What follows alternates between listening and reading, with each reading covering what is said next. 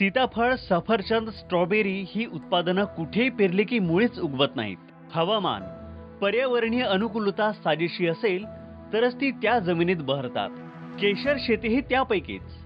परंतु ही केशर शेती महाराष्ट्रात, तीही शिर्डीत फुलवण्याचं धाडसी पाऊल टाकलंय अकोल्यातील वीरगावच्या राहुल वाकचौरे या तरुण शेतकऱ्यानं.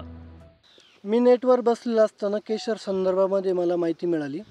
तर याच्यामध्ये मी रावेरमध्ये एक शेतकरी आहे, तर त्यांनी परागयुक्त तोऱ्याची थोडीफार लागण केली होती.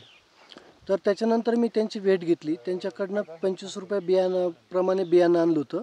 तर त्यांनी ते बियाणं राजस्थानवरनं गुजरातवरनं ते बियाणं त्यांनी 40 रुपये नगाने आणलं होतं. लागण मी सप्टेंबरमध्ये ट्रेमध्ये बियाणं तयार केली, रोपे तयार केली.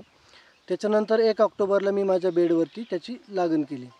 तर लागण केल्यानंतर आज 4 महिन्यानंतर त्याला फ्लावरिंग आलेलं आहे आणि ती फ्लावरिंग काढणे आहे. हिवाळ्यात थंड वातावरणात केशरची शेती केली जाते.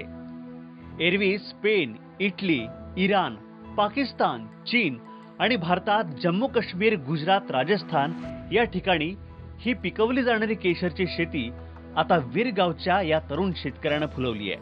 त्यांना एका बीसाठी 25 रुपये इतका खर्च आला. तर केशरचा सध्याचा बाजारभाव प्रति किलो 40,000 ते 1,00,000 रुपयापर्यंत आहे. साधारणतः याच्यामध्ये 1500 बियाणं आणलं होतं. 1500 बियाणांमध्ये माझी मर वगैरे झाली ट्रेमध्ये काही गोष्टींमुळे, की जी त्याचं मला अद्ययावत ज्ञान नव्हतं. तर त्याच्यानंतर मी आता माझे जनरली 1300 झाडं जगलेलं आहे. तर 1300 झाडांमधून मला कमीत कमी माझा अपेक्षा 10 किलोची उत्पन्नाची आहे. तर हे 10 किलोमधून मला मार्केटच्या रेटनुसार कमीत कमी भाव 40,000 रुपये जरी भेटला तरी मला 4 लाख रुपयाचं उत्पन्न हे 20 गुंठ्यामध्ये निश्चित भेटणार आहे. केशर शेती ही 5 महिन्यांची असून त्यात सुरुवातीचे 3 महिने फुलधारणेचे तर नंतरचे 2 महिने फुल तोडणीचे असतात.